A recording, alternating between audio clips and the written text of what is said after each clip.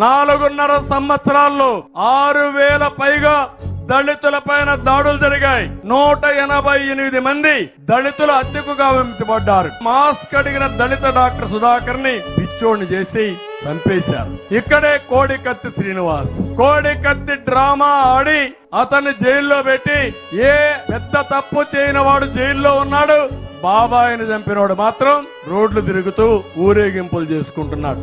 ఏ మాత్రం కూడా నేరం చేయని వ్యక్తిని 5 సంవత్సరాలు జైల్లో పెట్టి ఆ తల్లిదండ్రులు సీనుని బయట తీసుకురావడానికి బాధపడే పరిస్థితికి వచ్చారు. ఈ జిల్లాలోనే దళిత డ్రైవర్ సుబ్రహ్మణ్యం చంపిన ఎమ్మెల్సీ ఏమయ్యాడు మీరే చూస్తున్నారు. ఆయన ఊరేగిస్తారు. డోర్ డెలివరీ పంపించాడు. దళితుడిని చంపి డోర్ డెలివరీ పంపిస్తే దానిపైన యాక్షన్ తీసుకునే పరిస్థితి లేదు. బీసీ కుర్రాడు మా అక్కకు అన్యాయం చేయొద్దండి, వేధించొద్దండి అంటే అతన్ని పెట్రోల్ బేస్ తగలబెడతారు. చీరాల్లో మాస్క్ అడిగితే ఒక దళితుడిని కిరణ్ చంపేస్తారు. కడపలో అధికారి అచ్చనను కులం పేరు పెట్టి వేధించి అతన్ని కూడా చంపే పరిస్థితికి వచ్చారు. నెల్లూరులో నారాయణ, కావల్లో కరుణాకర్, ఇవంతా ఒకరిద్దరు కాదు, 188 మంది దళితులు చంపేసే పరిస్థితికి వచ్చారు.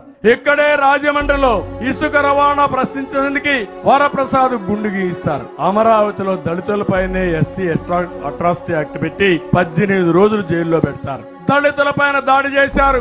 ఒక దళిత ద్రోహి దళితుల్ని పథకం ప్రకారం నాశనం చేసి సామాజికంగా ప్రతి ఒక్కరికి అన్యాయం చేసి సామాజిక న్యాయం కోసం మాట్లాడతాడు. ఈ విషయం కూడా మీరు గుర్తుపెట్టుకోవాల్సిన అవసరం ఉంది.